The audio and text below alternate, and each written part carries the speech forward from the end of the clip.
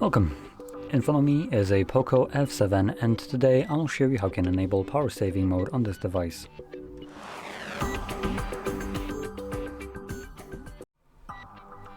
So to get started, you'll want to open or pull down your toggles by swiping down from the top right screen. And here we'll find a bunch of toggles. One of them will be the power saving mode. Now once you see it, like this icon right here specifically with the battery with the plus inside of it, you can tap on it.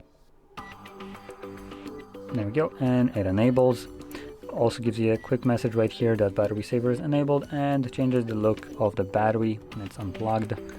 So, well, you can barely see anything as there's barely any battery, but it will change the color of the battery just to indicate that it is enabled. And there will be a couple things happening in the background, like the Wi-Fi and mobile data being turned off when you're not using the device, so be very mindful of that when using it, as it will kind of change just a little bit how the device works when it's in standby mode. Anyway, from here, if you're done with the power saving mode, you can tap on the toggle again. This will obviously turn it off and revert all the changes. So if you found this very helpful, don't forget to hit like, subscribe, and thanks for watching.